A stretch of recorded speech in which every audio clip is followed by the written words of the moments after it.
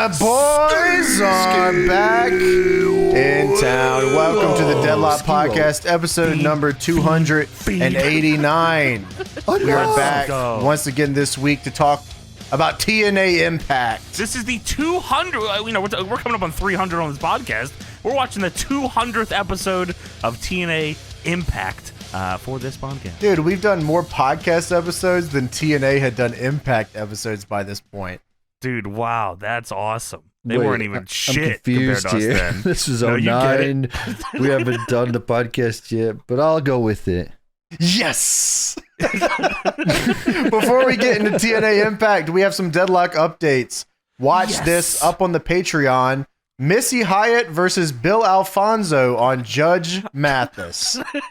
I mean, who else brings you that kind of content? I mean, our Patreon, it's already got an unbelievable amount of fantastic things, pro wrestling and more. But who else is giving you the insight that you could get only from the boys on Missy Hyatt versus Bill Alfonso on a court show? It's unbelievable. James, I don't even know how you found that. Fuck, I think I might have been looking up like Bill Alfonso something or another. Compilation. And I just saw that That's one. how it starts. Yeah. Well, good find. That's in the $5 tier on our Patreon with hundreds of other episodes of Watch This that comes out every week. SGH this month is the first ever XFL game. Spoilers, we haven't watched it yet. Football. Football. Pigskin. Yeah. He hate me. Yeah, that is going to be in the $10 tier on our Patreon. That's our once a month full length watch along that we do on there. There's this might be number 49 or 50. We have years of them now. So sign up $10 here, our most popular tier. That $10 tier. The 6th annual Daddy's ballot submissions have been cast, and the voting will commence this week. A lot of interesting submissions. I won't spoil it for you gentlemen. I did take a little peek, though. I took a little look there. I mean, you won't believe who's in the running for promotion of the year. It's going to be a crazy year this year for the 6th annual Daddies.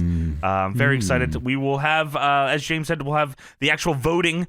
Should take place this week. That should be up this week. So if it's not already up by the time this podcast drops, you should see it in the next day or two on our socials. So follow us on Deadlock PW.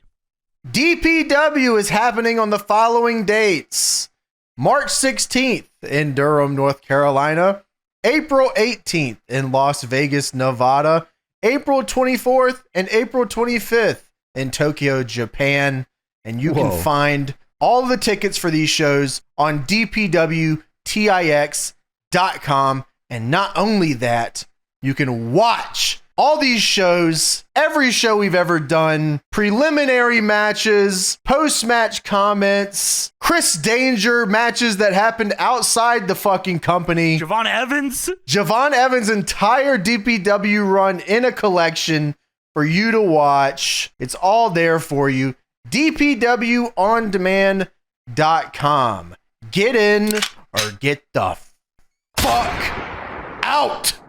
All right, now it is time for the Patreon shout-out segment. Wahoo! Let's start with my favorite tier. Number 1. Yes! Hi, I'm Mike Enos. Son Meep Enos. Son? Please book the Extreme Southern Outlaws. James wants Johnny ampersand number sign X27 semicolon S soul. But Chase Richard's son is the soul snatcher. That's right. Sucks the soul out. How do you have so many fucking words here? Robert Fisk. Got my first paycheck from my new job, so I'm spending it on Deadlock Patreon shout-out names. Wow, let's go. That's fucking good that's idea. Awesome. Let's go. I shouldn't have smoked that giant Zaza pack. Now I'm trapped in the Budokan with Johnny Ace. Oh, Help. Yes, you are. I am the son that Richards chase, but I am not Chase Richards' son. Good. I was fucking glad you're not. Crazy. Wish I could go to Vegas for DPW Supercard of Hogger. Watch yes, the show. I do watch the product. Oh. Come back to Pasadena again. Scott Hall playing a soccer match as a goalkeeper be like, you want to score? I don't think that's what he would say. The excellence of execution, the best there is, the best there was, the best there ever will be. Booger Brett. Oh, I should Booger Brett. Woken Yet Broken. Pally's Cafe. Brian Smoot. Hello, Brian. $5 tier. And the number 5 Wapacha tag champion with Papa Shango, dude. What? And Johnny taking the big buns to the face. Oh, hell no. This J better not be Rock J-Rock 777. Fuck. Bully Ray wearing that 5150 jersey on every show for a decade, like a cartoon character. Yeah, I hate dudes that wear the same fucking thing all the time, like a cartoon character. They Oh, fucking look ridiculous. oh, They probably smell like shit. oh. Tiff EL. Yeah. Brent Hobbs watching DPW and Yes. playing with my wrestling figures. I'm 26, by the way. That's fucking awesome. Isaiah Vellon.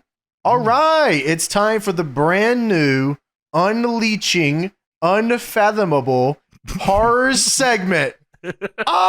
Help! Yes. What else? I've been dating this girl who has a husband and 2 children. Nice. She introduced me to all of them recently, and I gotta say, I kinda. You kind of what? Hey, yo.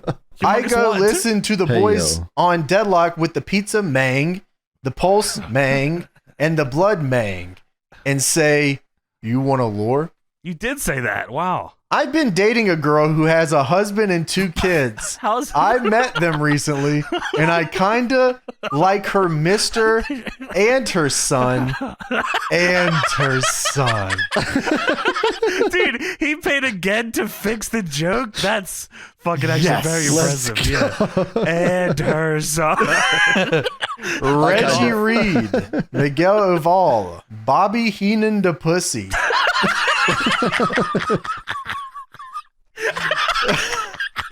Bobby Lashley, the pussy. Yeah. She liked the way I use my weasel. Evan Irwin, Niall McArdle, hitting Johnny with the Old Glory penis exploded. Yes. Yes. Yes. Dane Jackson, they call me the drink. What's up, the drink? Arc, anger management. Girl. Alexis Leva, Hey, Johnny Wrestling, that's me. Ryan Dodds. Bring DPW to Indiana. I'm too broke to travel. Dark No. Warrior Duck. Zach Fleming. Craig Lozo. Alistair Crow. Lee Stereo. John Cena's heel turn got me so fucked up, I can't think of a funny name this week. Why, John? Jordan Beast. Why, Travis Scott? I have a funny name for you.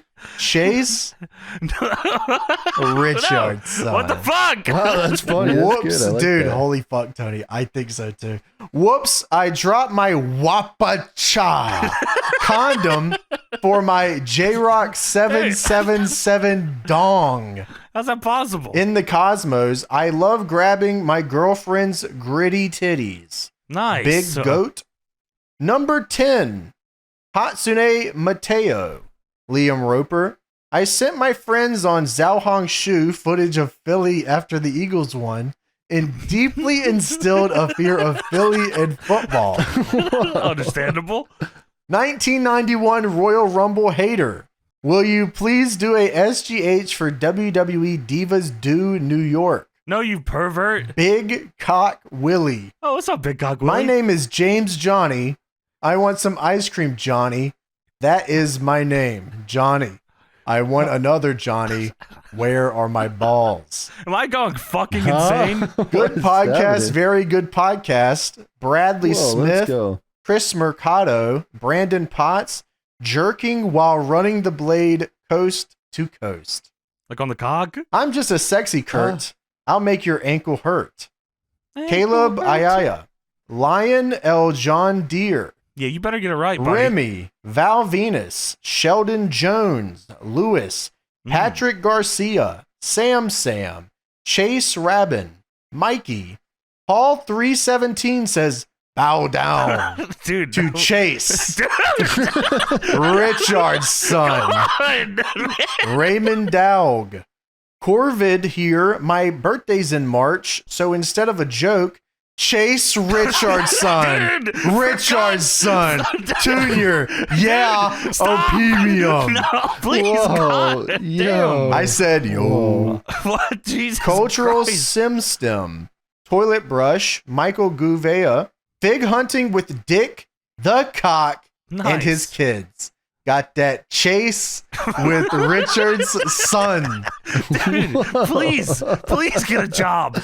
Get a job. Black Phantom, not a Pandora, Jordan Brown, Dom G, just a manatee. The New World Odor versus shit. the Deadlock Boys in the Penis Explosion Chamber match at DPW World Strongest. Whatever, just sign up and watch. JR's Barbecue Sauce Hole. That's disgusting. Tyro Bear, James Copeland, Darius Vaughn. I saw the Boogeyman eat British worm Ian Harrison at an OVW house show. Eat him? British worm. Umar Khan, Squirt Henning, Oh, 70-40 men, that's a lot. or 704 Omen. Yeah, I think that's the one. Wow. 70-40 men. One ring. Watch your fucking back, Royal Rumble. Yeah, we got the fucking real shit over here. Fucking Tomatonator. Wendy's gave me, look at this fucking thing, dude. What the fuck is this shit? That's a name, by the way, everybody. He's not just saying this. Bussy Destroyer. James Moore. Hitting the Tony McFlip like I'm James, not an undead skeleton. Jack Tollerton. There he Jesse is. Folkers. Cultural _ Simstem. Storminator 01. Bob Backlund's duck ass. Z.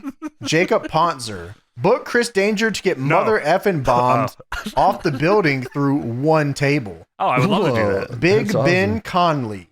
Ben Gavin. Conley? Caleb Hunt. LJN. Yeah. Maurice Williams. Spencer Allen. Ethan Coaster. What? Ah, yeah. Oh, Chase. that's the name? No!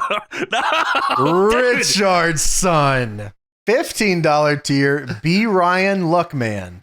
The Guyot Fed Riz Head Skibbity Sheffield. Huh? Burger King Foot Lettuce. Yes,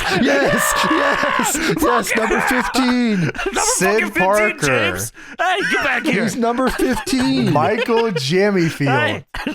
Dick the Cock Oh. Johnson. That's my dad's name. Oh. You can just call me Chase. Richard's son. Dude, no! No, there's not fucking lore here. Liam S.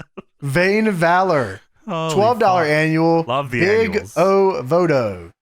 Yeah. Big Avodo. Big of a Brian Smoot. Esteban Duque Ortiz. Nice. Vampiro. Vampiro. More like The Rock is gonna vamp. Row your boat straight up your candy ass if you Oh, smell. La, la, la, la, la. You would have said that. Lil King Tut Busha. Nice. $24 annual Andrew McKay. Hello. $120 annual Yes. Daniel Phantom 4597. Schmitty the Warber Jaegerman Jensen. Holy shit, I've heard about him. CTF Connor. He was What's that number stand one. for? Yeah. Mohabir Kimraj. Wow, that was And fucking awesome. still- That was awesome. The Patreon champion of the world. You At killed it 1, this 2, week. 3, 4, 5. Nuclear Johnson, aka Tony told me to get the fuck out of here. Then Johnny gave me a hug. James did neither. Why don't you love me, dick? What would you have done if you'd seen him, James? Because he told him to fuck off. I gave him a hug. Where are you at in there? Would have dapped him up crazy.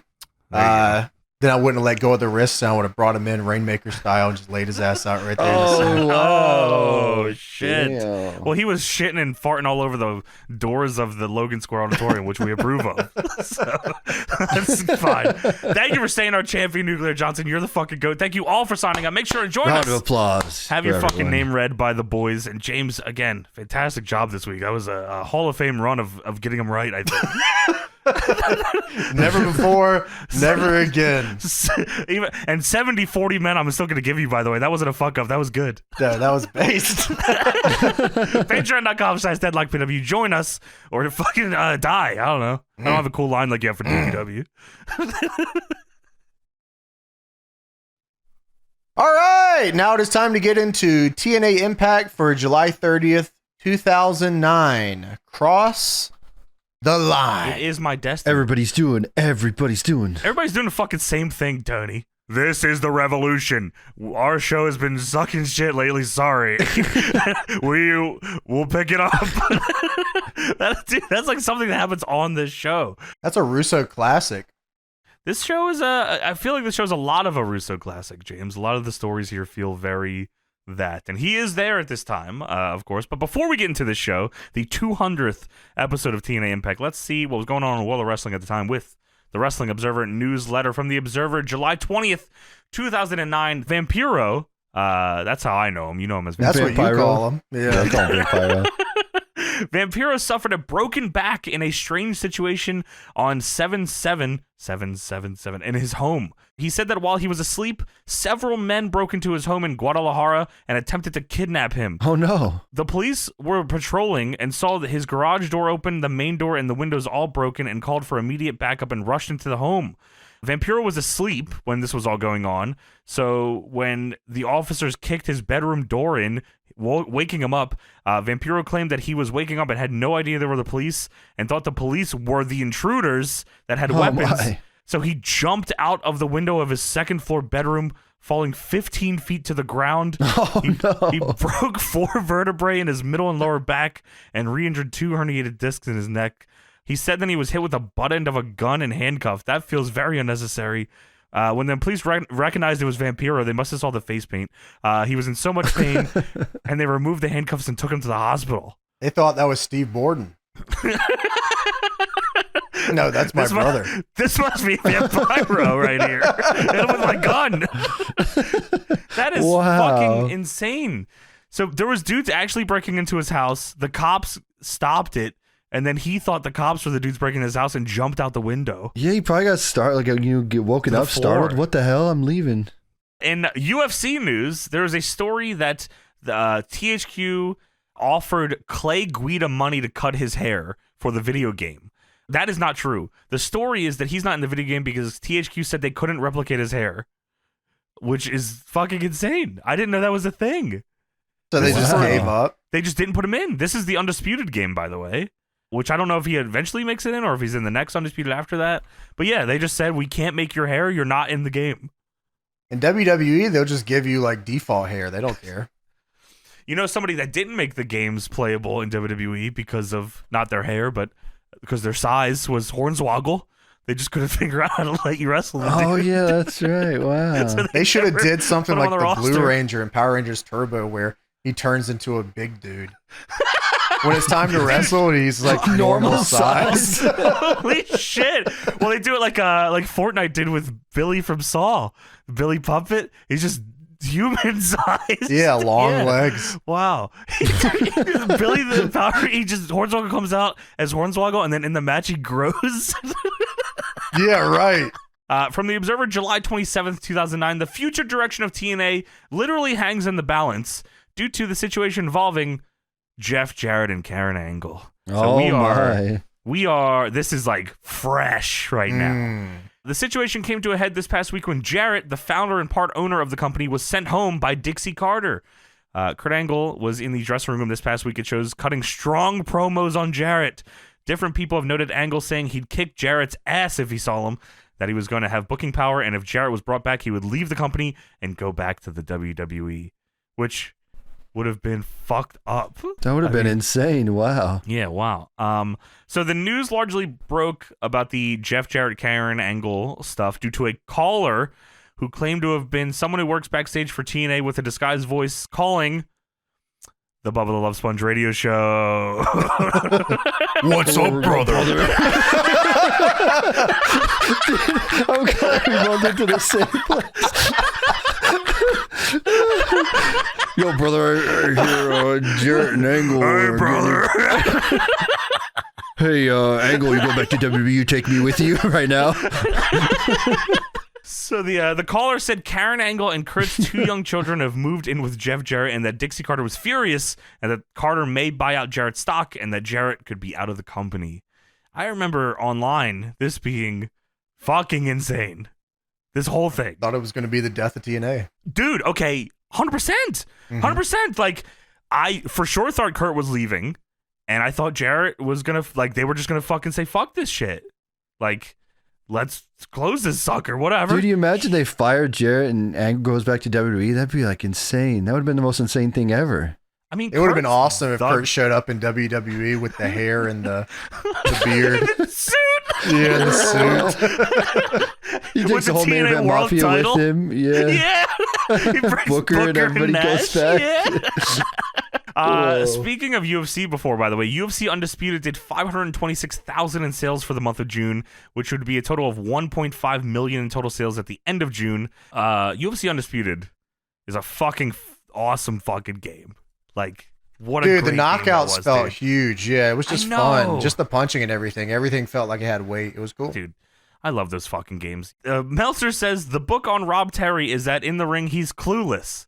Fucking bullshit. I fuck with the freak heavy. Wait, Fuck you. Robbie T? Yeah, Come that's on, man. Big Rob and Bigger Come Rob. on. You're telling me that the show that we watched during the fucking tag match, Rob Terry looked clueless? Two dudes Come named on. Rob. This one's Big Rob and this is Bigger Rob. Oh! Dude, that was You're not how on the end. list. That was how Nash and Hall came together, James. I mean, that worked just as well. That shit works for me. Oh, did you see that, by the way? Robbie trying to get in, Robert Stone trying to get into TNA. Yes. And Robbie he was trying Robbie to E. get, yes. I thought that was pretty funny. Did see A that. little video online, yeah. I fuck He's with not on the list. Damn it. Meltzer writes here, last thing here, the Foley Nash final segment of the Go Home show. I guess this isn't on this episode. This is for the Go Home to the pay-per-view. Like, they tape a bunch of these in bulk. So the Foley Nash final segment of the Go Home show, where after the signing of the contract, Foley mentions that there's a table in the ring, and in pro wrestling, that means somebody has to go through it. Nash says that he doesn't get paid extra to do things like that, so he's not going to do it. Foley then jumped in the air, and put himself through the table. Meltzer says, I hope it doesn't come off as stupid as it reads. Probably won't, since Foley can save a lot of otherwise horribly designed scenes. I wish that was on this show, because that sounds fucking funny That is as awesome. shit. Yeah, that's good. Yeah. I like Kevin Nash saying, I'm not doing that if you don't pay me is very real. There's a lot of very real things that it feels like on these shows, which I guess is very Russo. But now it's time to talk about the 200th episode of Impact from July 30th, 2009. All right, so we get into Impact here. Cross the line. TNA Wrestling, cross the line. Ah! Kurt Angle yelling. Yeah, Dude, the fuck Kurt yeah. Angle yelling part is iconic. Ah! Yeah, shit's sweet. So we go to a cold open here. Kurt Angle is addressing the Main Event Mafia in the back. He is pissed about what happened last week. And Booker T is here doing ad-libs to Kurt's promo. Which is very funny.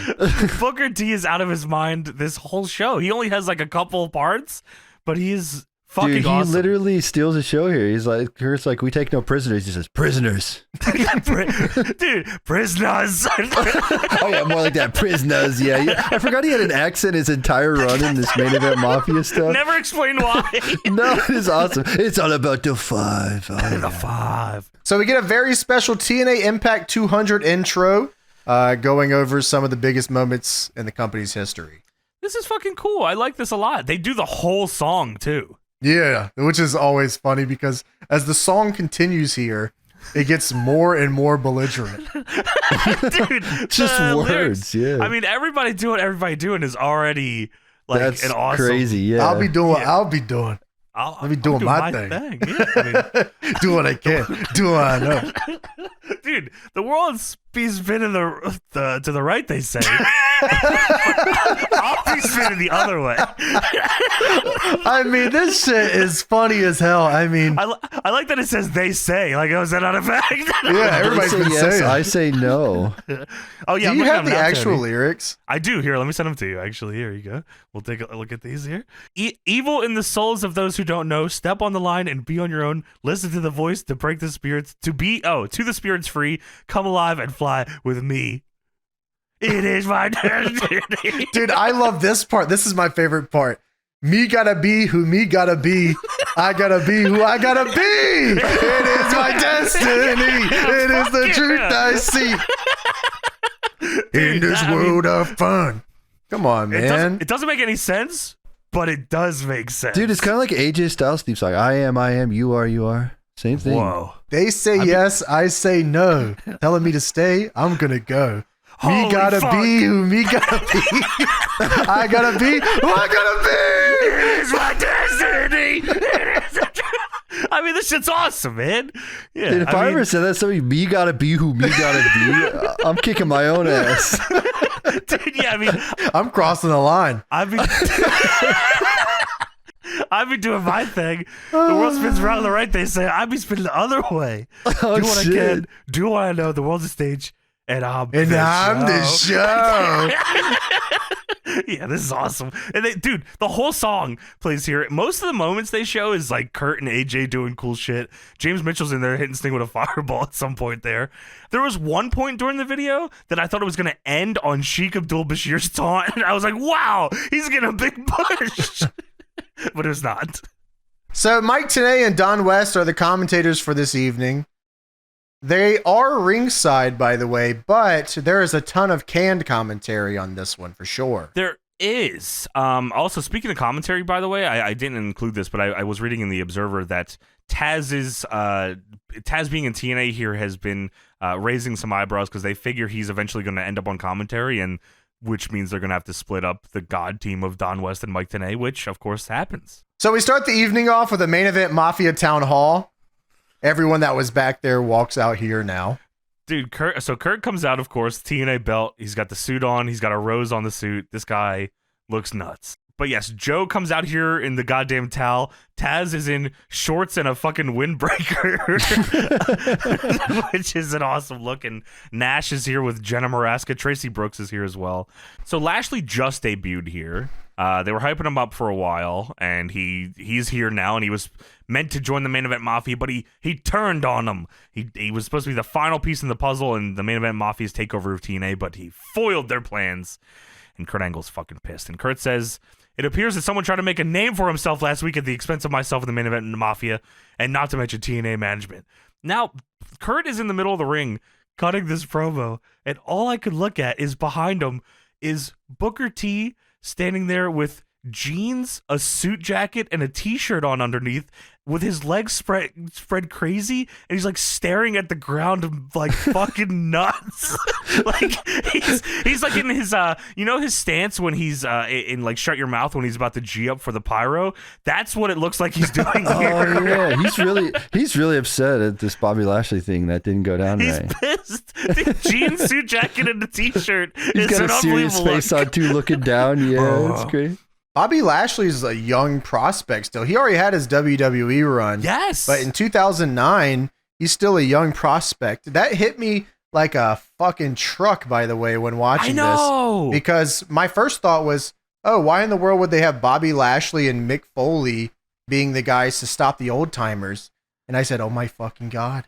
Bobby Lashley is still a young prospect here. He's not like the Bobby Lashley that we know now. Dude, he only left WWE a year before this. Right, yeah. He just feels like a guy that was already solidified. If he definitely, and they probably played this correct, he definitely feels like a guy that could have fit in the Main Event Mafia.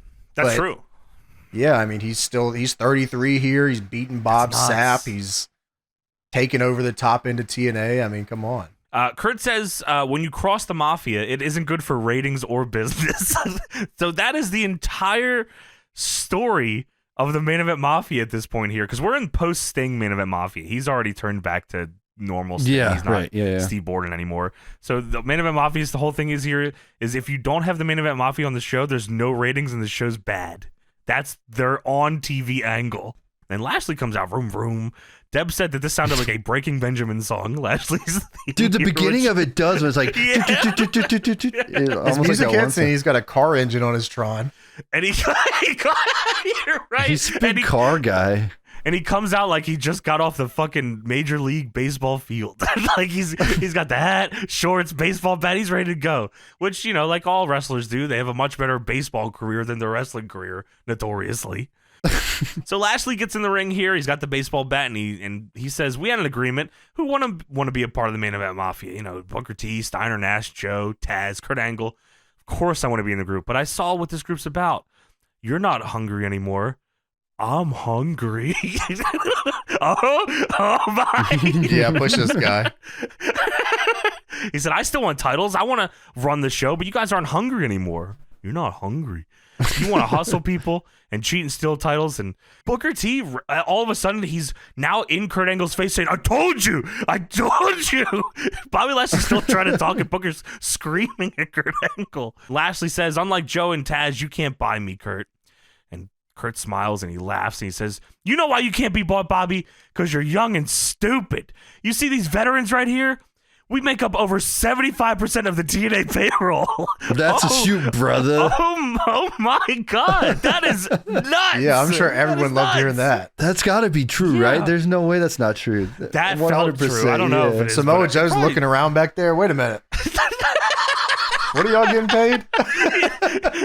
Tracy Brooks says, "Oh, they just gave me $50,000, but you know, come on, dude." Yeah, Main Event Mafia makes up 75% of the TNA payroll. I mean, I was just watching something. What was it? I think it was like a Russo timeline thing, maybe of this year. And he was saying about how TNA, like, you know, what was the difference between WWE and TNA? And he said, well, in WWE, I could do like literally any idea I wanted. I could get a rocket launcher and shoot it to the moon and they would pay for it. In TNA, they had this guy that was the spider handler for Tara. He would bring the spider and they paid him $200 a week. And after 4 weeks, they said, we cannot afford the spider handler anymore. And they had to stop doing that.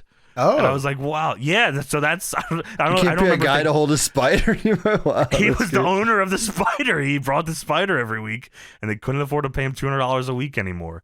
And I just that like hearing this and then that, I was like, wow, this. I feel like I knew too much on the show, let alone outside of the show. Yeah, right. So Kurt says, you know why, Bobby? We don't get around like we used to. We're smarter than everybody else. We used to use and abuse people to demand what we want. And Lashley says, you told management this show can't go on without the Main Event Mafia and the equal ratings.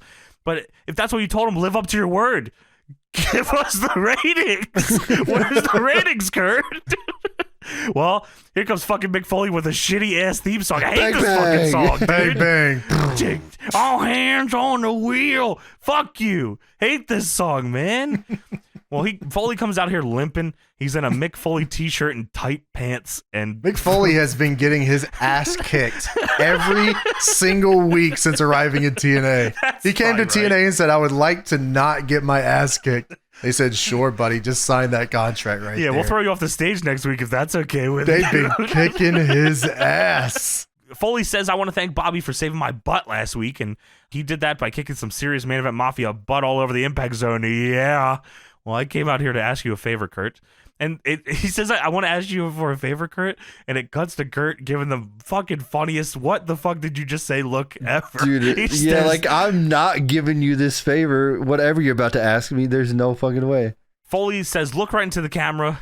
And if you try, you'll see the TNA board members there watching a 60-inch plasma set. 60-inch plasma here. The plasma, man. That's a 2009. Yeah, that's a 2009 reference. Foley says there's Kevin Kay and Brian Diamond and Bish with the Yankee cap, even Dixie. And they're all sitting around waiting for the ratings to arrive. So could you live? Give us live? You're right. They just send them in the mail. They're waiting by the mailbox. They're waiting for the Fast Nationals. Like, yeah, let's go ahead and see what we got here.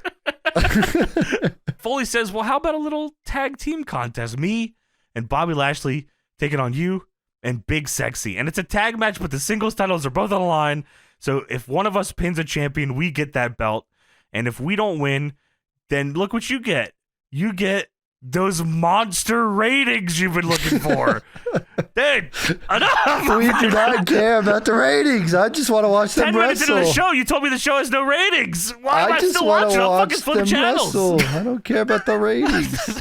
I'm going to fucking hurt the ratings. I'm changing the channel. They should You make guys, the man. ratings title. That'd be awesome. They should have had an ongoing, like you said, James, live ratings. It's a little thing at the bottom that keeps popping up every 30 People minutes. coming and tuning on and off. Yeah. That's how many people are watching. It's like a Twitch viewer Dude, that'd be count. sweet if it was just for the Main Event Mafia only. That's just their ratings. That'd be so cool. They have like a huge Titantron like ticker that like when the ratings go up, there's a loud noise in the arena. It's like the pulse thing. Oh, ratings are up. Holy They show like shit. AJ Styles, the ratings go way down. Oh, sorry, pal. Just not cutting They it. purposely buried it. Yeah, just like Chris The guys in the all these ring- ratings are tanking. We got to get you off the screen. The guys in the ring just look over to it mid-match, like Matt Morgan's up in this AJ Styles match, and he looks at the Tron, and the ratings just go down by like 0.2. AJ Styles says, "Oh, my turn to get back up." Then ratings go back up 0.3. Yes. Yeah. That is fucking awesome. Wow. That sucks because that's probably something they would do at least for one episode. Like Kurt comes out and says, "Hey, we're going to show you all night the difference in ratings between the Main Event Mafia and everyone else. And all their segments have high ratings and everyone else has shitty ratings." Dude, Good. Kurt loses the title to like a TNA original, and then the ratings go like massively up. The Main Event Mafia is like, "What the fuck?" No, it's not supposed to be that way. Booker's like screaming, "What the hell?" So Foley says, what's it going to be? You going to put your money where your mouth is, or are you going to keep working the people in Nashville and take money off their table? Holy I don't shit. understand. Like, why would they care if they're working the people in Nashville? Like, they're just getting People paid. in Nashville have been getting worked for fucking 20 years at this point.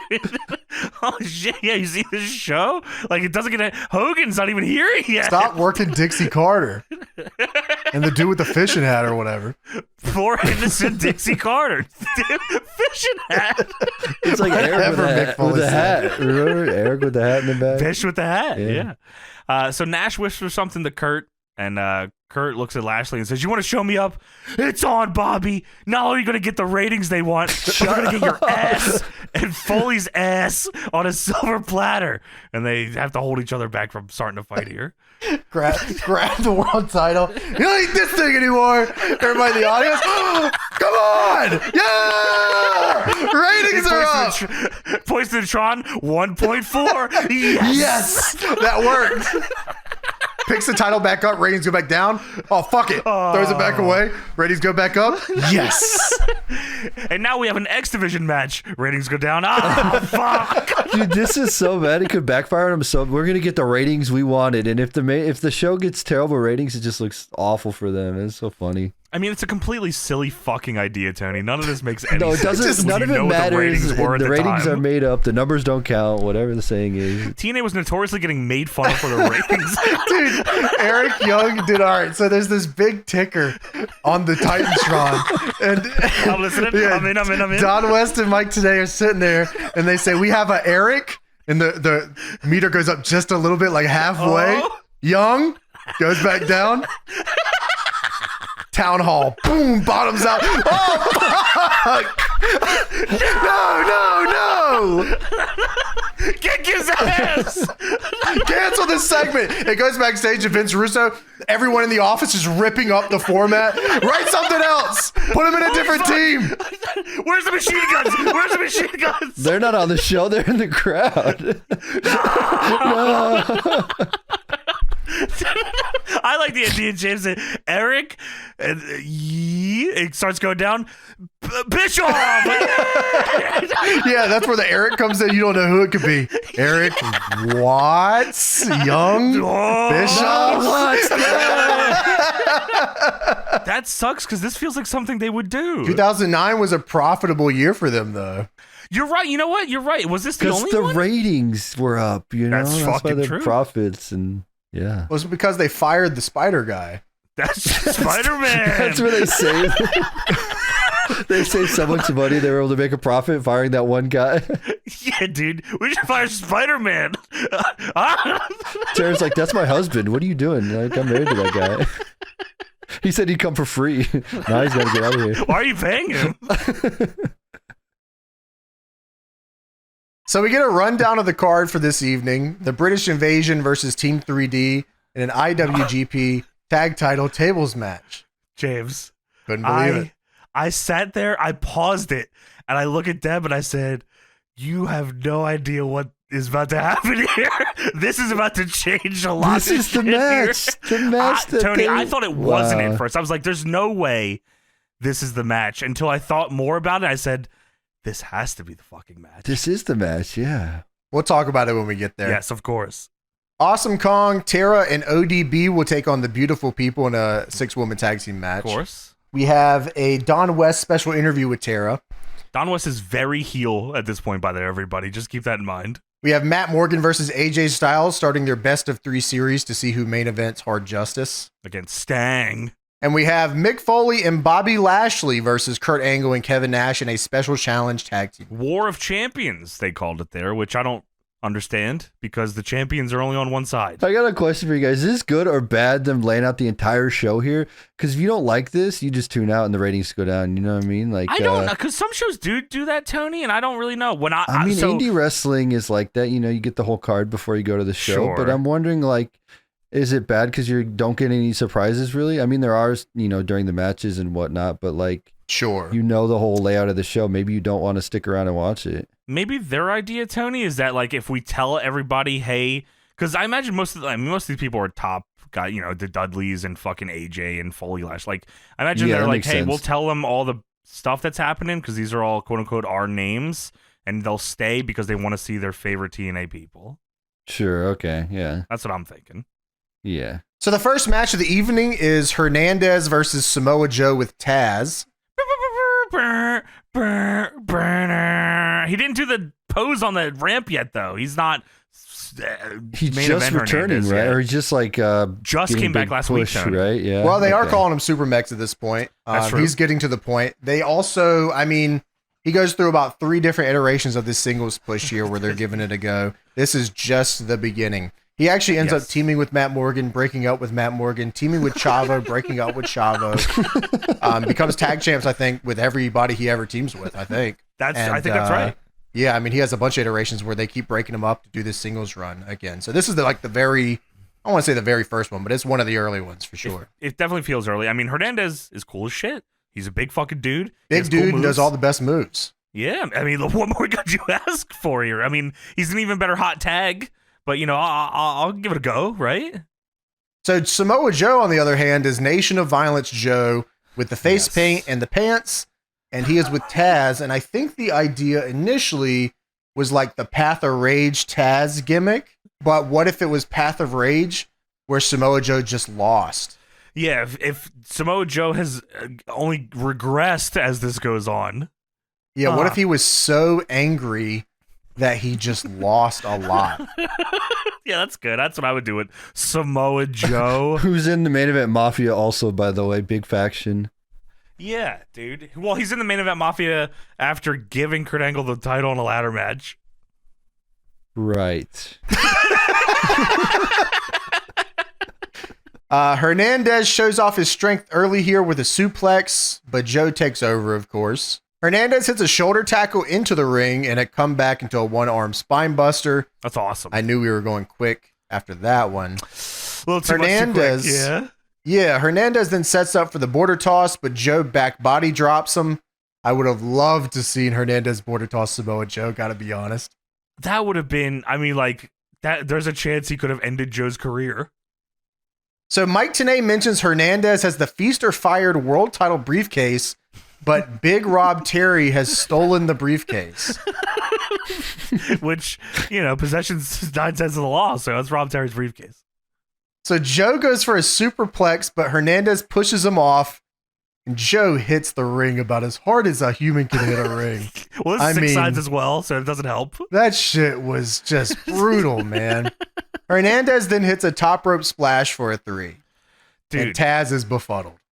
Okay, so Taz was a little happier earlier because Joe hit an exploder, and then he pointed at Taz, who is, of course, the suplexman. And Taz was happy about this. But, dude, okay, Hernandez goes up top. Did you think he was doing a splash? I didn't know what he was doing. I honestly thought he was going to wait for Joe to get up and then hit like a flying clothesline or a flying shoulder tackle. I thought it was flying shoulder tackle. He does a splash, and, like, he jumps, and, like, it's almost like how Jeff Hardy, when he's first doing the swanton, kind of arches himself, except Hernandez just keeps going straight, and he hits a splash. And I said, wow, that was kind of cool looking. And then he won with it. I said, wow, I hate that.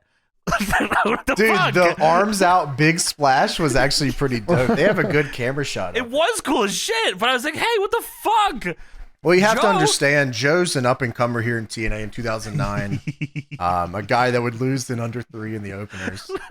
Probably what I would do, too. What are we doing here? What are we doing here? Well, Hernandez had to win because we needed the Quiznos replay, buy one featured sub, and get a second for $1. Dude, Quiznos. I haven't had that in a long. Is Quiznos still a thing? I haven't had that in a Remember the minute. commercial with the little dude? With the lips? Yeah, what was up with that dude? Dude, that was fucked up. There was like a whole show with that kind of thing. With the What was little that dude? called? I don't know if it was a show with him specifically, but I remember it was like a hand and they put eyes on it and it looked fucking weird and a belly button. God, what was that called? Dude, the teeth were nuts on this That was a thing. Nickelodeon show, right? You're talking about? It was Johnny? either Nickelodeon or Cartoon Network or We something. love the subs because they toast them, because they are good to us. Is this everybody doing everybody? Oh, here's a good one. They got a pepper bar. These are all quotes from What? the mascot of Quiznos. Check this out. Oh, what the hell is that? Toasty. That's a big ass sub sandwich. That's a big pepper shaker. So JB interviews Hernandez ringside, and Hernandez says he will be the first Latino world champion. Hey, Hernandez, you finally won something here. How's that going? I'm going to be the world champion. Oh. All right, well, best of good. luck with that. And the segment ends with Don West yelling, "Taz is pissed." Taz wasn't that mad. Dude, Joe looked pissed though. He was over there fuming. Joe does a good angry face. I like that. It was good. He was probably shoot mad. That's why. That was he didn't he kick out at 3.1 also, I think. I Yeah. hope so. Tony. I mean, Samoa Joe's gimmick in TNA for the next 5 years is that he is mad that he lost. That he is shoot mad. And he's mad that he's here. How many times did they do this with Joe where he would lose and then he would do the "I'm pissed off" face and Dude, start every time he frothing lost, at I the think. mouth? Yeah, Every you're time. right. He's like foaming at the mouth. I'm so pissed. He's so mad. What's gonna happen when he's so mad? Well, he's gonna lose again.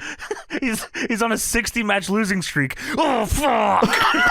He's I losing. lost. How'd I lose? He's losing Oh, Bound for man. Glory matches on purpose. He's got infinite negative points. He's fucking the whole bracket up on purpose.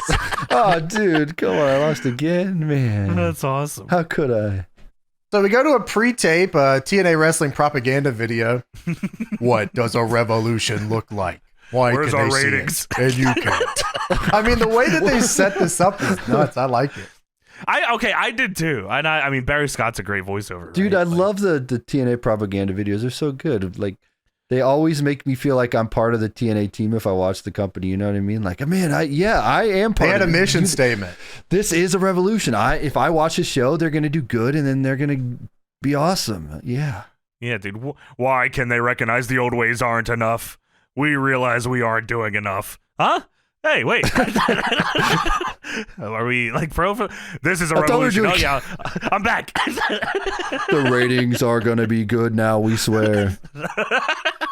We're pushing Eric Young. Just wait. I promise you, it gets better.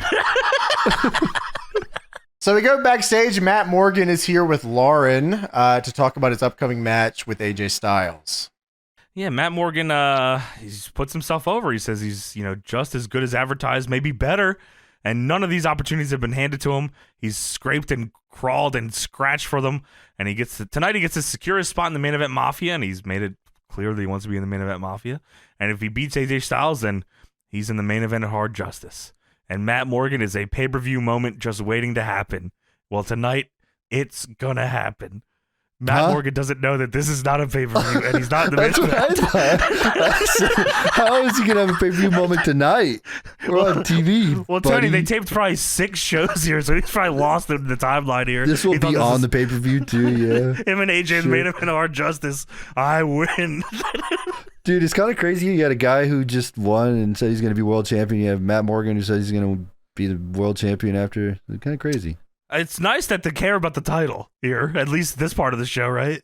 Yeah, those equal ratings. I don't know if you knew that, guys. So backstage, JB is here with AJ Styles, and also please text the hotline to find out all your favorite news and info about TNA. I like how he told AJ to hang out. Like, yeah, I got to interview with AJ, but hold on, I got to do this plug first. Just wait there for a second, pal. I gotta make my fucking money. Can you fucking wait, buddy? You can follow me on Twitter too, I think he says also. No, follow TNA on Twitter. Yeah, text TNA free of charge, and I will send this information out directly out to your mobile phones. JB is texting you this shit here. Me and Gene should have stepped up, man. He could have went into the modern times, but JB was beating him to the punch. Dude, that would have been awesome. AJ Styles does come in here, and he says he's re-entering the world title picture against Matt Morgan, but he's had a rough couple of weeks because he too has been a loser, much like Samoa Joe, James. These guys, AJ and Joe? AJ and Joe are losing. They're losing a bunch, and the ratings are down. I mean, does anyone want to take a look at that, maybe? AJ, he lost to Kevin Nash. He lost the Legends title to Kevin Nash, I think. And then Eric Young turned on him in a match, and he says, I never saw it coming. Maybe the best thing about AJ Styles is the worst, and that's that I see good in everyone. Eric, you're one of the TNA originals, and now you're different. You're no different than the Main Event Mafia. Our paths will cross again, and when they do, I'll make sure you wish you were never born. That's fucking nuts. That's a crazy thing to say to somebody. You would rather be dead than see me again. Wow. You lost to Kevin Nash. Who gives a fuck? I'm not scared of you. Yeah, you're right. And then AJ, he talks some shit about Matt Morgan being bigger and stronger and more intimidating, but he's just like the guys he grew up with. They're bullies. And I was the guy that take on those bullies. And Matt Morgan, you're looking for a fight, you have found it. But we're not at the main event. It's not a pay-per-view, Matt Morgan. It's not a main event. I don't know what you were talking about earlier. He's not going to be able to deliver. No, he's not. So backstage, JB is here with Mick Foley and Bobby Lashley. And JB asked Lashley why he decided to not join the Main Event Mafia. JB says, Bobby Lashley, welcome to TNA Wrestling. I have to ask you. You debuted at Lockdown several months back. And we didn't see you for a few months, and then you made a shocking appearance last week. Why?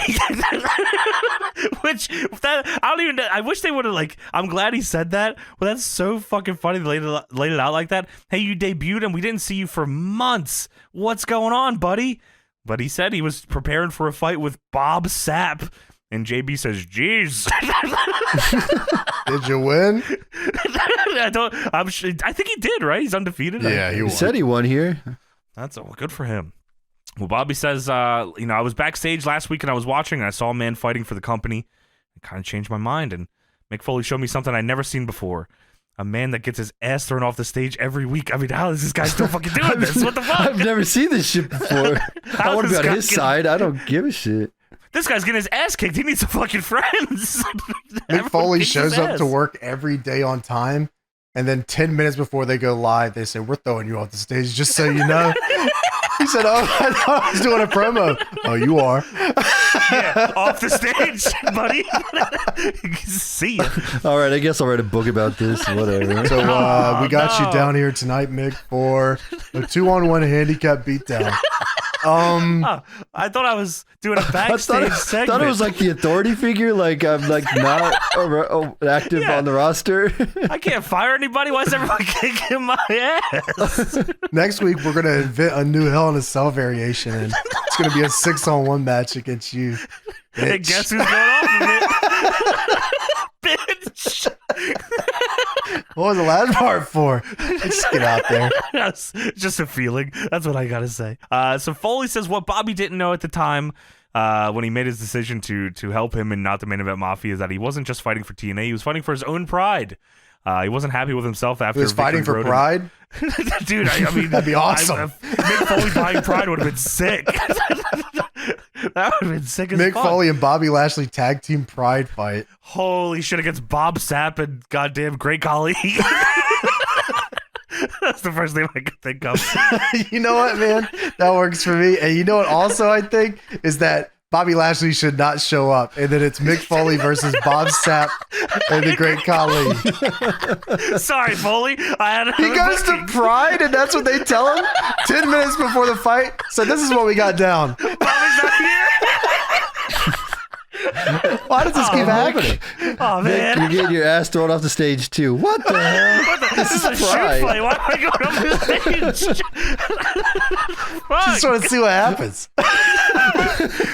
Dude, Great Khali and shoot fighting sounds like a fucking dream to me, by the way. That'd be awesome. Dude, one fucking chop? down. Are you kidding me? Yeah. Wow, that'd be awesome. Dude, he squeezed head like grape submission? I mean, shit. What if he betrayed Bob Sapp? And that's how the match went. They beat Mick Foley and he betrays Bob Sapp and squishes his head like a grape. Whoa, that's awesome. And then he walks back up the stage and he takes Mick Foley and he throws him off of it. Hey! Sorry, they just had told me to do this. It was on the sheet. Oh, man. Foley never fights back. It's just, oh, man, all right. Because I'll do that. Because he's a company guy, you know. He just wants to do whatever the company. He is a company good, guy. Foley says that they did a lot of thinking and they realized it's everybody's best interest if one of us gets one of those titles back from the Main Event Mafia. And that's what we're going to attempt to do tonight. And then hopefully I won't get my ass whooped in a handicap situation. Don't hope too much. Did you pray today? So it plays the Matt Morgan pre-tape that basically says, "This is the best guy ever. Please cheer for this guy." He's the DNA of TNA. I don't know if you guys Tony, knew that. he's the most genetically jacked, athletically stacked giant in TNA today. He's the blueprint of a perfect athlete. And, you know, he is most known for his work on American Gladiators. So it then plays an AJ Styles pre-tape. And to be honest, at this point, you'd probably need an hour to go over this guy's TNA accomplishments by 2009. Yeah. That's, I mean, God, he did he was, at this point, I don't know how many there have been since, but he was the only Grand Slam champion at the time here. And they said he's one of two TNA originals at this show who competed on TNA's first event 7 years ago. Who was the other one? Jarrett? The only Young one of two Dragons. current superstars. Holy Cody shit. Deaner. Cheeks. Spider-Man, who we just fired, so he's only one of one now. Cheek still works there. What the fuck was Cody Deaner doing on show one? Dude, Cody Deaner's on the show now, which is nuts. What the fuck? Cody, Well, come on. you're right. He's our boy Jake's cousin. We're cool with that. It's all good. Cousin Deaner? Cousin something. So Matt Morgan versus AJ Styles is up next. This is the first match of a best of 3 series. We actually watched the second one too, which is the week after this. Watching this out of order for fun. And I gotta say, and I think I said it the last time we watched this best of 3 series, I will never get tired of watching old AJ Styles stuff. Just from his entrance here, like the pyro coming down and him jumping through it, I said, oh wow, this is the greatest of all time, I think. Here. This is the fucking GOAT. If I flipped on this channel and saw this guy, I'd be like, wow, I'm watching the fuck out of this. Yeah, man, he should lose. No. So AJ starts on top here because he's faster, of course, than Matt Morgan. But Matt Morgan eventually catches him and catapults him to the outside. On commentary, Tenay said, this is it for AJ. And then he didn't really expand on it. I said, hey, what the fuck does that mean? I want to hear that. Yeah, what the hell you mean, buddy? I hope not. So Matt Morgan cuts himself off by crotching himself on the top rope. And AJ starts firing back. He knocks him down with a signature drop kick. He hits the phenomenal forearm for a 2. So clean. And Matt Morgan then grabs AJ, but AJ hits the Pele kick out of nowhere and very just seamlessly slides over to the apron. And this is what he was using as his finish at the time, the 450 springboard. And he picks up the win. We go backstage. Lauren is here with Tracy Brooks. Yes, Lauren. So Tracy Brooks, the week before this, won a Main Event Mafia Knockouts $50,000 Battle Royal to become $50,000. Dude, that is so. I can't wait to talk about that because that was awesome. So 50,000. So yeah, she won 50,000. and she's in the Main Event Mafia now, and Lauren is saying that she ruffled a lot of feathers last week because she used her position of power to dupe everyone. They don't really explain how, but she did. And Tracy says, I didn't dupe anyone. I did what I had to do. I sat on my sweet ass at home. I've been calling TNA, texting TNA. It was calling like TNA.com. She was texting JB. Texting TNA hotline for scoops about where's Tracy. I don't know. Good question. I'll fucking look into it. She says, please, can I be a part of your show? I even offered to set up the ring. Hey, good on you, Tracy. But they said, Tracy, we love you. You're one of our favorite employees, but we've got nothing for you. And she says, have you seen the other knockouts and have you seen me? They come view in HD and I come to you in HD because of her breasts. Dude, good line. Whoa. I mean, great line. She says, because that was the big initiative at the time, is TNA is HD. Yeah, oh yeah, it was like Impact Brand HD, right? synergy. Yeah, you're right. Well, HD, it's even better, right? And she says, I go to Hollywood for 5 seconds, and this fantastic body is being used, but a company I've bled and cried for since the beginning has nothing for me. Lauren, screw you. Hey, what the fuck? What I do? Screw them and screw TNA. Lauren says, what the fuck did you just say? Yeah, I'll kill you, fucking motherfucker. She stands up crazy, 10 toes. She says, it's not always about you. There's a dozen knockouts that want more TV time, and maybe the TNA officials are doing the best they can. Maybe they're fucking trying. Maybe we're all fucking trying. You know how hard this shit is? Yeah, she starts talking like she's the mouthpiece for the writers. You know how fucking tough it is to write this show, Tracy? How many hours we got to put in? I mean, we just had to fire Spider-Man. There's a lot of money that goes into this show. And, have you seen the ratings when you're on? We got to put in commercials. You see these ratings? Didn't you just win $50,000? I'm fucking hoping for a half day off, and you have $50,000? Are you shitting me? Hey, what are you talking, Lauren? What are you good? What are you talking about? I'm so here? pissed. Mick Foley better not be on the stage. Hey, what are you, Mick Foley? We're talking about the Knockouts title. I'm just saying. Anyways, Tracy said, what the fuck else did you need to talk about? I'm Tracy hungry. says that isn't good enough. Oh, well, the Main Event Mafia's not hungry enough, James. Tracy says that isn't good enough. Kurt Angle showed me the money. Yeah, just give me my money. And now a property of the Main Event Mafia. And she turns around and shows the Emmy emblem on her gear. And Taylor Wilde walks in. And she says, Tracy, you broke my heart. You were the original TNA knockout. Dude, Taylor Wilde is the fucking, like, perennial baby face here. Like, I love Taylor Wilde. Super white meat baby face. Yes. Like, unbelievable, really. Terry Taylor when he came to Mid-South type baby face. Nuts. Dude, that's a fantastic comparison. She's also good, too. Like, yeah, I always had a like for Taylor Wilde. And she had a great run here. Yeah, she did. She did. Yeah. That's what I thought. So Tracy's upset. She says, you were original TNA knockout and the one we looked up to, and you're one of the reasons I got into this business. And Tracy looks at her and says, boo-hoo. You should have picked another line of work. This business isn't made for soft women like you. It's made for bitches like me. And she walks away. And Lauren said, you want me to step in? Lauren, for some reason, like coddles Taylor and then looks directly into the camera and says, the TNA knockouts are up next. I like that. Stand on business, Joe. Fuck this. I'm not being disrespected. I don't get paid enough. None of us do. She should have hit her. Just I don't get paid at all. Like, we're fucking in Florida right now, man. Like, I don't want to fucking be here. Are you kidding me? It's fucking musty outside. Weather's shit. Yeah, man. Fucking Blue Man Group every single day. Every day. They got Okada out giving out tickets with the Young Bucks. I don't fucking see that. Hey, we're live. We're live? Oh. All right, well, back to you guys. Knockouts are up next.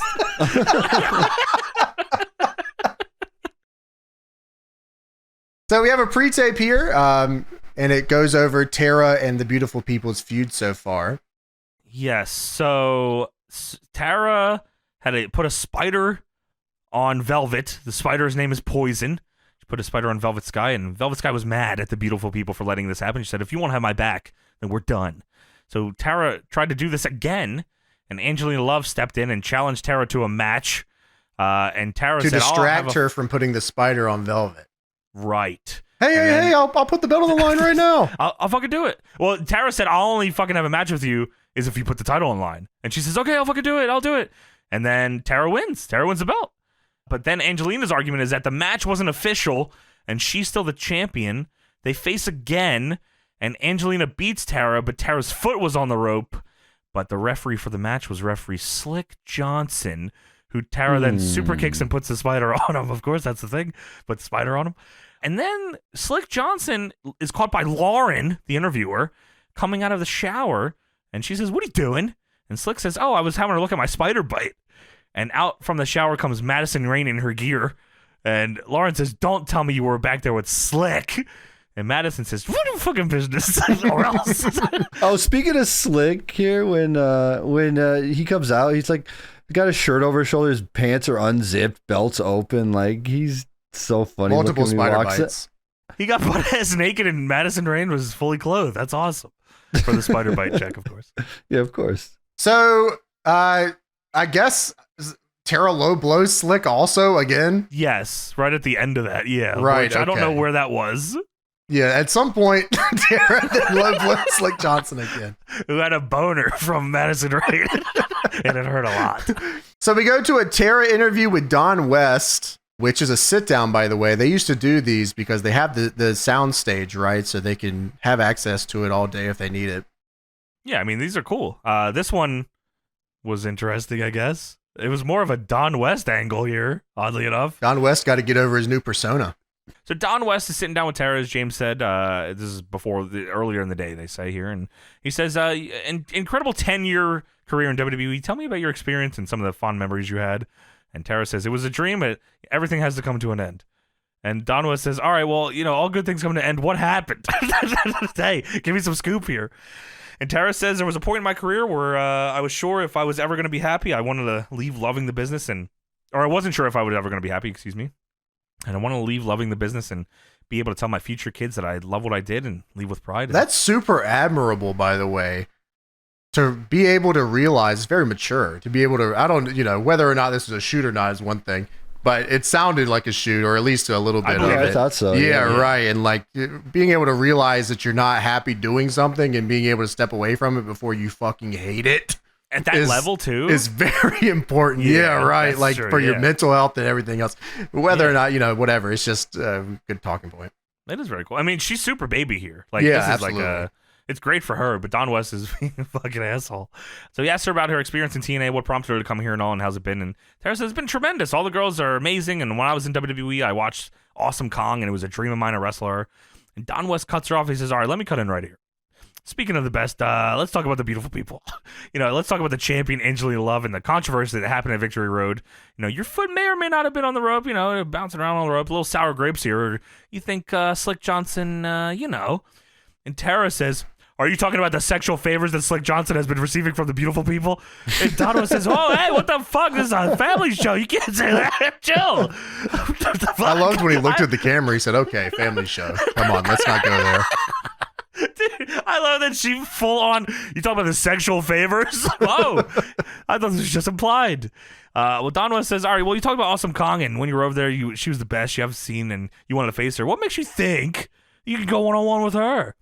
And Tara says, "I'm in the best shape of my life. You think I went home and ate some bonbons?" And Don West says, "There's nothing wrong with a bonbon as long as you take them in small doses." And Tara says, "Anyway." That was nuts. Wow. Anyway, I came here to prove everyone that I still have it. And there's one thing about Tara you don't know. I don't start anything I can't finish. Don West, of course, he's like, "What the fuck?" He said, "Well, let's be honest. It's pretty easy to finish something when you put a 17-legged, 15-pound, hairy, gigantic spider from the depths of Africa on somebody." And Tara says, "What the fuck just happened?" Talking about poison my little spider. They're gonna fire the spider handler here in a second, man. This angle is gonna run its course here in a minute. You might want to chill. And I'm gonna have him introduce the spider to you and take a big bite out of your what." That's the interview there. So we have Awesome Kong with Aisha Saeed, ODB with Cody Deaner, who still works in TNA right now, by the way. Let's go. And his cousin is Jake something. And they're teaming up with Tara, and they're taking on the beautiful people of Madison Rayne, Angelina Love, and Velvet Sky. And they do the beautiful people do their entrance where they show their asses on the ropes, and Don West says, "Can we show a replay of Velvet's entrance?" And Mike today says, "Hey, Dude, they're both like stun locked. They can't even say words. They're like, They need Taz in there. Let the pigeons loose. Taz probably said that backstage. He says, "Wow, you should be on commentary." So Tara takes down all the members of the beautiful people here to start the match. It's a power slam on Love for a 2. It breaks down immediately, and everyone is fighting. Dude, all over the fucking place. Yeah, like when they were beautiful people were feeding in, Tara was slapping the shit out of them. I thought they would sell that more. It looked like it was nuts. Just a gigantic slap to all of them, took them all out, and then the power slam, as you said, yeah, breaks down super quick here until it doesn't. Yeah, things come back together, and Tara is still giving the work to Angelina Love. ODB and Madison Rayne tag in. ODB hits the splash in the corner where she theatrics her boobs. And then that was her thing. It was boobs, pussy, fucking trumpet or whatever. You know what I'm talking about? She was over as fuck too, dude. Like ODB was sick too. Dude, ODB changed the knockouts division forever. I don't care what nobody says. You're she was right, super. Because it was like I agree. she was she was so her gimmick was Florida woman. It was awesome. Yes, dude. Yeah. It was Dude, fucking I said awesome. this before, but I can't believe ODB never had a WWE run at all. Like she tried to go there, then she went to TNA. She was signed, right? She was in OVW, and then I think she had a conversation with Triple H and said you should go to TNA. That's what it was. They legit said you Yeah. should go to TNA. That's Wow, right. yeah, but like yeah, go there and get better. But yeah, you yeah, think it would after have came that back they around, could have. right? Yeah, she should have came back around. She definitely had the character for like do something huge on a. Maybe in that time, Tony, they were still PG'd out, and her coming in as Titty Trumpet might have not worked. Yeah, you're right. But it was awesome in TNA, man. It was fucking awesome, dude. Yeah, it was sick as fuck. Bam with the trumpet. Boobs, dude. Ass titty trumpet needs to be like a shirt. That's awesome. She had an ass titty trumpet shirt. Dude, she had a flask. She Dude, would liquid drink. courage. That's what they called it. The Dude, liquid they did courage. call it that. That was awesome. That's so sick. Man. Good gimmick. Tenay on commentary during this says, "I can't believe, Don West, you were taking up for Slick Johnson. You know, I thought he was named Slick Johnson because of his bald head, but then I saw him coming out of the beautiful people locker room, and I changed my mind in a hurry." And Don West says, "Your point is..." It was so as is too. That's how he said it. Yeah. And your point. So we They go just keep going. to commercial. We come back. The Motor City Machine Guns are in the crowd trying to get What booked. the fuck? Yeah, man. They're in the crowd. They're holding signs that say "conspiracy victims" and "yes, we still work here." Okay. So Tara and Kong get a moment in the ring, and they're throwing hands. This was fucking awesome. Dude, so it was like Tara chopped Kong to tag out, and then Don West said, "Whoa, did you see that?" And then Kong slaps Tara on her back to tag her back in, and then they stare down and start throwing punches at each other. That shit like was Jen said, awesome, yeah. Dude, it was sick as fuck. Yeah. Yeah, man. I mean, I wrote down here that everything is division. Like, if you're going to get over here, if you're going to work, you go through Kong, and if you don't have a good program with Kong, just fucking go ahead and hang it up. Like, it's just not going to work. Yes, for real. So Kong and Tara fight up the ramp as they're on the same team, by the way. Just to remind everybody, They're they fighting. brawl up the ramp. So the beautiful people then use the numbers game on ODB in the ring here. Angelina Love is choking ODB on the rope, and ODB says, "Hey, get off me, you whore." What? Don West and Mike today say, "Oh my God, there are children watching right now." There's children walking. You watch your filthy mouth. So Angelina Love then goads on Cody Deaner, who gets on the apron. And then Angelina Love says, "What? You going to hit me? Well, go ahead, hit me." And then Cody Deaner grabs Angelina Love and kisses her, which allows ODB to roll up Angelina Love and win the match. Of course. Yeah, ODB beat this group 3-on-1 right there. And pin the champ? Yeah, that's right. Yeah. So ODB, she powders, and her and Deaner laugh on the aisle, and Velvet Sky is spraying Angelina with hairspray to get the taste out of her mouth. They said that's repellent. It's Deaner killer spray. So she's trying to kill the Deaner germs that are all over Angelina Love. Jake something also used this. Multiple times he turned and then didn't a Couple lot. years worth. So it looks like an unnamed group of people from all over the world. Some would say they're the elite athletes from the different parts of the world have arrived to the building. Dude. I don't know where these guys of all people decide that they can just show up here at 9 o'clock. They don't give a fuck. You better start because you're about to ruin a relationship with New Japan Pro Wrestling, boys. TNA says, what's that in his hand? I wish he didn't have something in his hand, and I bet by the end of this, he wish he also didn't. And TNA says, let's take a look at the history between Eric Young, Kiyoshi, Sheik Abdul-Bashir, and the British Invasion. That sounded like a sleeper cell fucking sentence. That's a universe mode team. So Sheik Abdul-Bashir is Davari, for those that don't know. Kiyoshi is Kiyoshi, for those that don't know. And they align with the British Invasion, which is Magnus, Brutus Magnus, Doug Williams, and Rob Terry, of course. And Magnus, they're going to kill British. The TNA originals. They are fucking British, just in case you didn't know. And they're invading That America. is true. They have visas. They work here. They probably live here. Magnus says, we will put the final nail in the coffin of the TNA originals tonight, and all nations unite. Not America, of course. So Eric Young is in Foley's office. This is all one video, everybody. So Eric Young is in Foley's office, and he's saying, hey, I know I suck. Sorry about that. I'd like to go back to work now. And Mick Foley says, yeah, sure. So there's a match in which Eric Young turns on AJ Styles during the match, hits him with a pile driver, and helps the British Invasion win the match. And EY on mic says, this is the World Elite, and everything in TNA is going to change forever. And then Mick Foley comes in and tries to choke Eric Young to death, and he gets held back by security. So now it is time for the World Elite Town Hall. And their theme song goes as follows. Wait, who are these guys?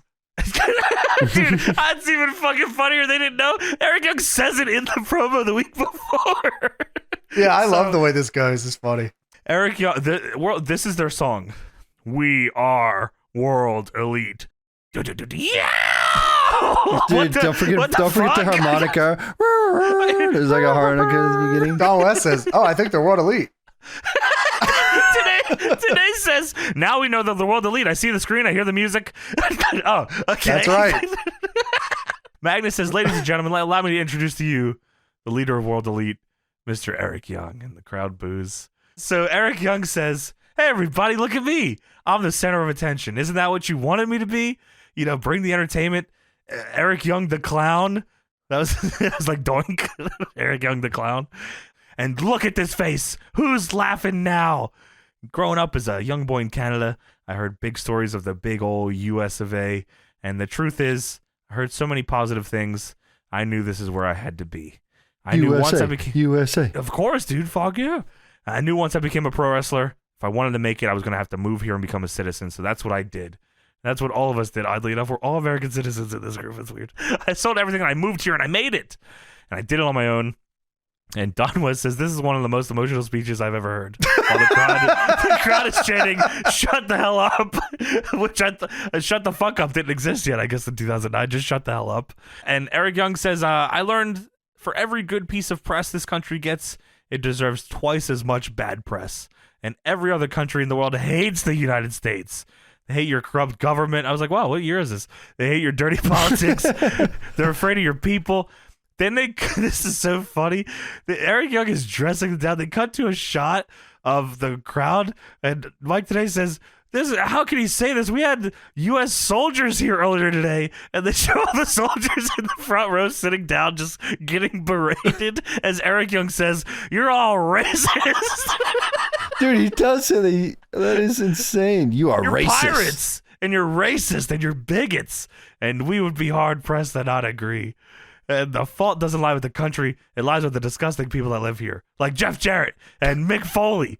Fucking piece of shit. And crowd chants, go home, Eric. And Don West says, well, at least he's got a home to go to. What? No, everyone else here is homeless. All these people at Universal Studios that paid a lot of money to get in the park are homeless, yes. Well, Eric Young says, I'm one of the greatest pro wrestlers in the world, and like the entire mood shifts. It's like everyone says, oh, fuck this. And he says, you would only cheer me when I made you laugh. So now the World Elite, we're going to start taking back from America and its people. just like you took from us. And no longer am I going to be the dancing, laughing marionette you wanted me to be. And he walks over and he picks up a pair of hair clippers. And he comes back and he says, from here on in, we're going to be who we want to be. And I'm going to be who I want to be. Now, what he was doing here is he was going to try to start shaving his head. And I don't know what he thought shaving your head was like. I guess he never did it. But not only does it not work, I don't know, maybe they just weren't on or something happened here. He has a big ass guard on the clippers. Oh, he has it on the highest? Like the number 6 guard or whatever, the biggest one, so you'd only want a little bit off the top. Why are they wired? I guess in 2009 they didn't have just there is no way. Did. Yeah, I was about to say, there's no way. I feel like they told Eric Young to get the clippers. You bring these to the show tonight. And this comes out of your pay. Yeah, we can afford these. Dude. You got the cheapest ones you can find. That's probably so. There's probably multiple things, Danny, like that. No, he definitely had a guard on it, though. I don't know why he had a guard when he's trying to shave his own head, but... Well, it's probably also, Tony, not helpful that he started trying to shave his head from the middle across.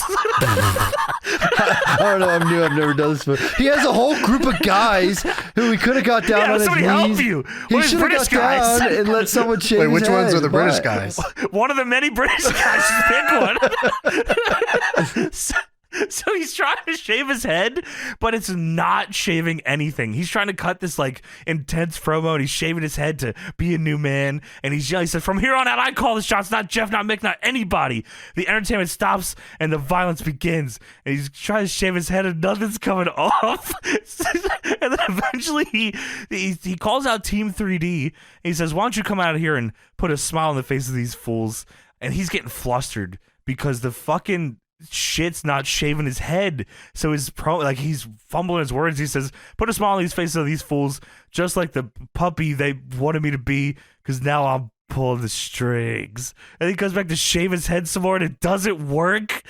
And then Team 3D comes out, and Eric Young is now throwing the hair clippers away. He has stopped attempting to shave his head. Dude, he looks exactly the same. You cannot tell that he did anything to his hair. Oh, hamburgers.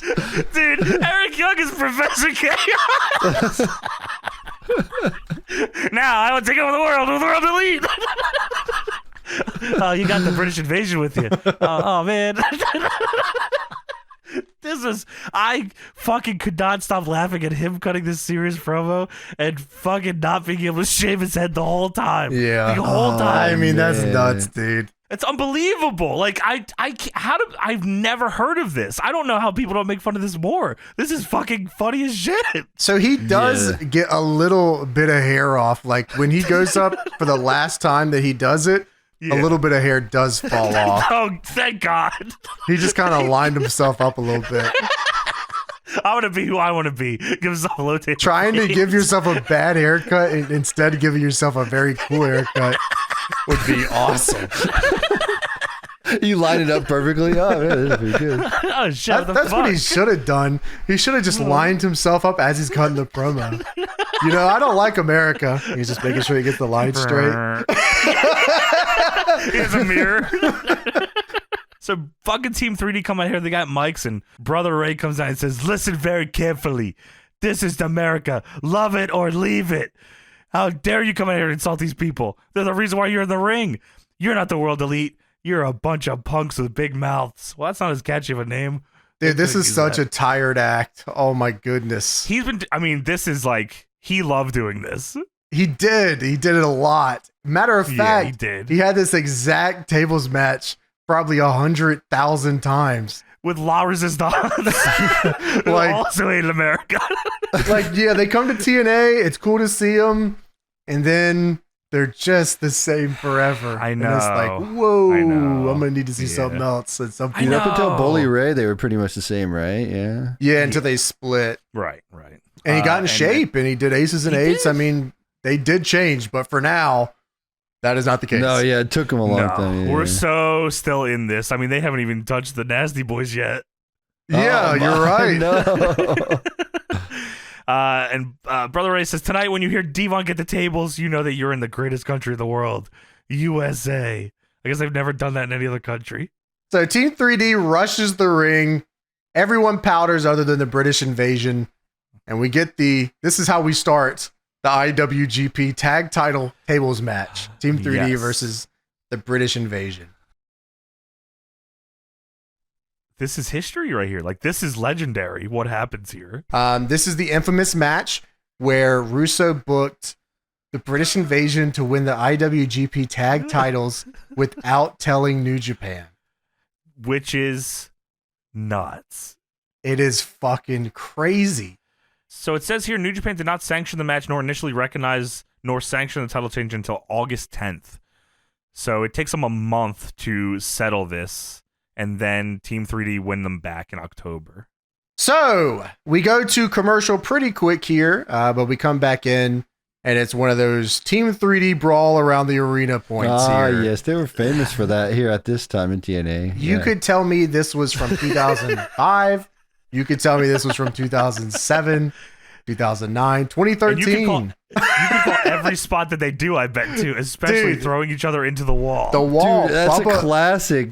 Bubba walks straight to the wall because he knows that's where they're going to do this. Well, for a while, the wall had a picture of them on it. It did. You're right. Yeah, wow.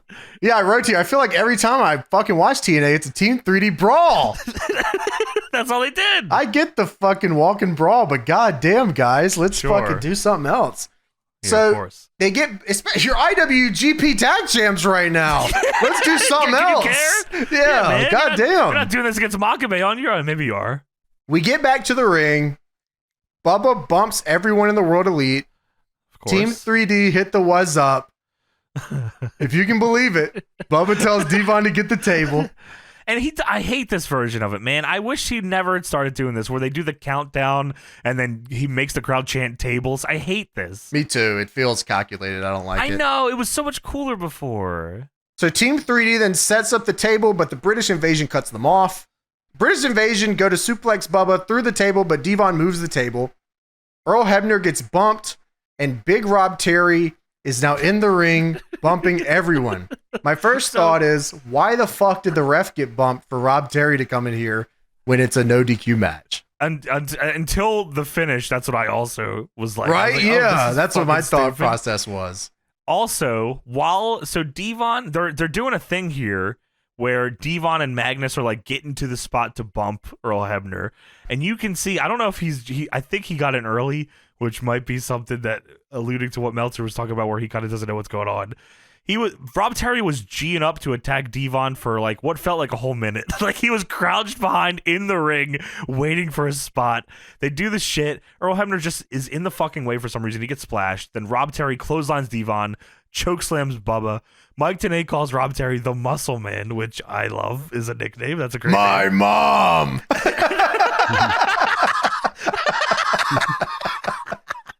Sorry. Holy shit. Devon powerbombs Magnus through the table. The ref is down.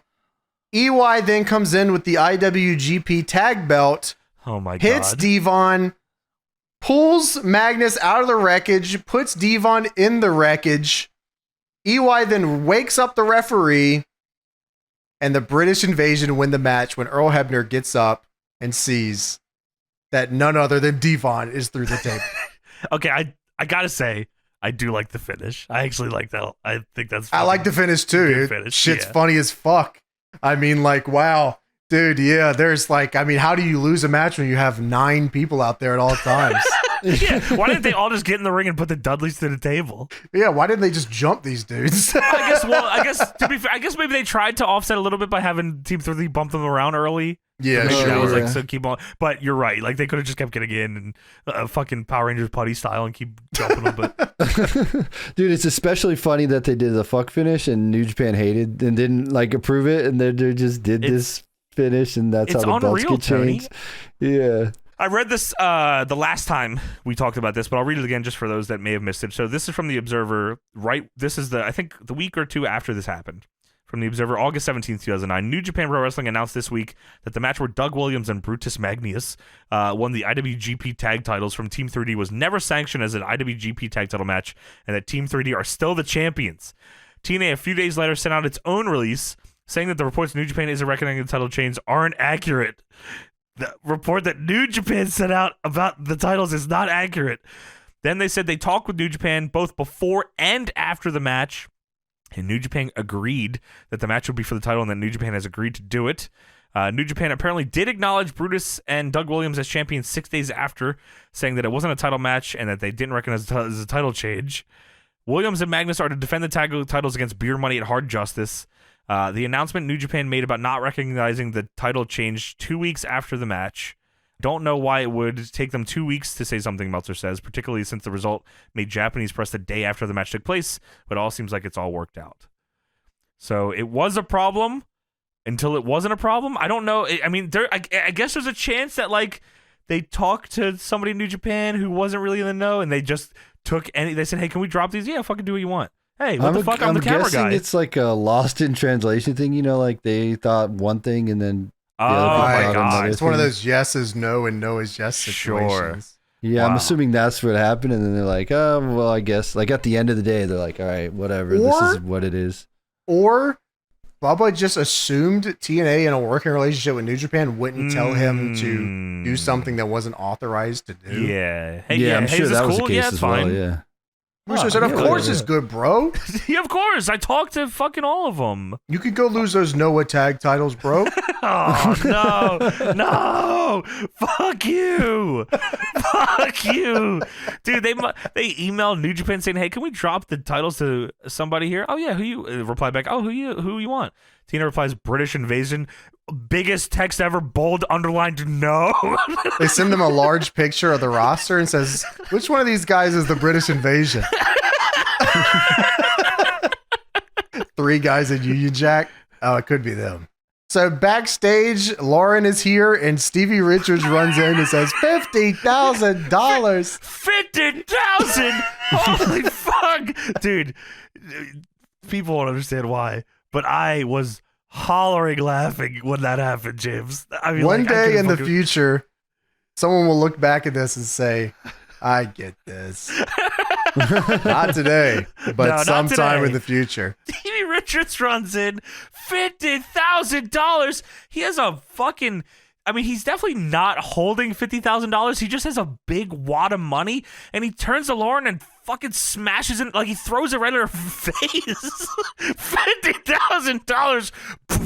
Oh, what the fuck? And he grabs the mic and says, hi, Chris. He's talking about Abyss, of course. He says, hi, Chris. It's me, your friendly neighborhood therapist, Dr. Stevie. You thought you got rid of me? A little flesh wound like this. Look at this. Look at it. And he fucking takes his shirt off and he shows a big-ass bruise on his arm 2 weeks later from, I guess they had a match 2 weeks ago. And he says, $50,000 free money to anybody that wants it. You want to be an animal? You want to be treated like an animal? That was like the Scott Hall thing. You want to be an animal? You want to be treated like an animal? Then be prepared because you're going to be treated like an animal. And fucking and he says, Lawrence says, get the fuck out of here. It's over. And Stevie looks at her and says, it's never over. It's never over. And then it cuts away. It cuts to the crowd now who are all 2K style big thumbs down booing like everybody is. They wanted to go backstage and meet Jeff Hardy. I don't know who is the most mad fan here will go backstage. So we go to a pre-tape. Jesse Neal is training to be a wrestler and Rhino is training him. Yeah, and he sucks. That's his gimmick here. He sucks, and Rhino says you suck. He sucks so bad. Mike Tenay says, all right, enough of that. We hear something's going on in the back. He does do that. Middle of the video package. I've never seen that before. Middle of the video package says, hey, we got something else going on here. We're going to go to JB. And we go backstage and JB says, oh, what the fuck? And it's Steiner and Booker attacking Lashley and Foley in Foley's office. Steiner is holding a big frame photo of Mick Foley that he took off the wall and he's beating Mick Foley with it. He just learned about this segment. All right, Mick, in fucking 2 minutes, Steiner's going to kick the shit out of you. Oh, man. So they're kicking their ass, and then all of a sudden, Kurt full sprints off screen, no clip, runs in and hits Bobby Lashley with a pipe, and then runs away. And then they're checking on him, and someone in the back says, "Get a doctor! Lashley's out cold." So Lashley's fucked here. He got hit with a pipe. And Beer Money was attacking the Main Event Mafia. Yeah, so we're back from commercial. Beer Money's fighting them in the hallway. They brawl into the locker room, and Steiner and Booker T start getting up on Beer Money. And then the lights go out in the locker room. Nice. And then, that is awesome. I thought it was going to lead to something else where Beer Money was going to come out and it was going to be like a bigger tag than it was before. Oh, that would have been good. No. So no. So Kurt and Kevin come out here, and obviously Lashley and Foley do not come out here because they were just attacked. Yes, they do Lashley's music, and they even do the ring introduction for Lashley, but no one comes out, and they cut to Kurt, who is in the ring whistling very innocently in the ring. Kurt's fucking amazing. Yeah, this guy's the He's best. built for this. How is he the best at everything? Like, that's fucking crazy. Just takes it by the horns. There's no aspect of this sport that he's not good at. Foley's music hits, and he also gets an introduction. Kurt's checking his fingernails, and Foley doesn't come out. And Nash looks confused, and Kurt tells the ref to raise their hands. So he's Slick Johnson, I think, is the referee, who goes to raise their hands, and then bang, bang. Foley limps his ass out on the ramp. He got his ass whooped, and now he has to have a handicap match. I thought Foley was going to get his ass kicked on the ramp, too. I thought like the rest of the Main Event Mafia was going to come out and kick his ass. Me too. So it's a handicap match. Yeah, 2-on-1. Angle and Nash versus Mick. And I mean, Foley gets his fucking ass whooped. They dog walk him. They like, it's not even like because there's like 10 minutes. It's like a 10-minute match, it feels like here. And they take their time. They get their heat on him. I mean, Foley gets a little bit like where he sends Kurt into 5 turnbuckles. But then they kick the shit out of him. They throw him into the stairs. Like, just kick the shit out of him. So Nash comes in and gives Foley the work in the corner. Foley finds an opening and hits a double arm DDT on Kurt Angle. Yes. Foley then takes out his unidentified sock. Who is that? Please, it's the trademark sock. Is he British? Is this the British guy? Did they always do that? They never called it Sacco? I never noticed. I don't think I noticed either. Or maybe it's just not something I would remember, but that's sure. Funny. Yeah, dude, unidentified sock is so fucking funny. Yeah, pulls out that trademark sock and he does the mandible claw. Who is that? Who is that man? Hey, we gotta pay him? Trademark. The sock? Fire Spider-Man. We gotta pay the sock. So Foley takes that sock. Yeah, that golden sock. Yeah, big sock. Shit's big, ain't it? Oh man, tasty. TNA so hurt for money they fire Sacco. That's funny as fuck. Sorry, Mick. We can't afford your trademark sock. Sorry, anymore. we're a package deal. Well, we're gonna throw you and the sock off the stage. So Foley takes the sock and puts it in Angle's mouth. The trademark sock. And then Kevin Nash comes in and he hits a boot. Damn. Kicks him in the head. This guy can't get nothing. Dude, then they kick his ass some more. Dude, Angle locks in the fucking ankle lock on this dude. I'm like, holy fuck, man. With the hugs. Dude, grapevine the shit out of this dude. He stays in it for a while. Foley goes to tap out, but the lights go out. Holy shit, just like in the locker room, he's got fucking the Electric Man is here. And oh my god, Sting's music hits. Sting is in the crowd. He points at him. Lights go out again. Bobby Lashley's in the ring. I'll be a son of a bitch. Who is it? So Bobby Lashley is in the ring and he shit cans Angle. He spears Kevin Nash. The nicest spear he's ever done, by the way. I mean, hey, be a good brother about this one, all right? He took care of the big I'm dropping the title, all right? I care a lot about this one. So he spears Nash, and Mick Foley pins Kevin Nash, and he wins the Legends title. Yes! way. This is a huge win for TNA. Foley's got the Legends title, which was held by all the Legends, of course. Yes. That's right. Mick, don't worry. We're gonna give you the title. We're just gonna kick your ass for like 6 months. We're gonna give you the title. Oh, that's awesome. Here's the Legends title. And when you win it, we're going to kick your ass again, buddy. Yeah, so Foley wins the fucking belt. Don West says, no way, this cannot stand. And they celebrate with the Legends title. Kurt grabs the world title and hugs it tight. And Tenay on commentary says, it's time for TNA to take back control. And then we get the TNA Wrestling Cross the Line outro bumper there, which I always thought was cute. To end the 200th episode of TNA Impact. Yeah, man. Well, yeah, that is I mean, I don't know if I had a good time watching it. Like, there's fun stuff. I don't know if I could say it was a good show though. Dude, you know what's crazy about this? I was just like scrolling my notes here. I'm like, there was like no X Division mention or feature or anything about the X Division on this What show were ratings, at all. Tony? I know, but come on. Who's no the fucking X Division champ at this point? Dude, I have no idea. You could tell me it's Suicide, maybe? I don't know. I'm just guessing. Homicide is the champion as of this show, and then loses it to Joe at the pay-per-view. Oh, okay. So Joe wins after losing.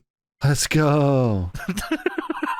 Of course. And then Joe loses a month later to Amazing Red. Yes. But that is it for the 200th episode of Impact, July 30th, 2009. And that is it for our show. Thank you for joining us, everybody. Make sure to check us out on Patreon, patreon.com/deadlockpw. If you goddamn like this podcast, then boy, oh boy, will you like the goddamn Patreon we got, because we got so much shit over there. There's hundreds of hours of exclusive content over there on patreon.com/deadlockpw. And if you like this podcast and you like wrestling, well, fuck me, you'll love Deadlock Pro Wrestling. Check out dpwtix.com for all of our upcoming dates, even better. Check out dpwondemand.com for our entire history. Every show we've ever done is on there. And goddamn, what a great amount of shows we've got. We got more shows coming up on there, dpwondemand.com. And we will see you next week for another edition of the Deadlock Podcast.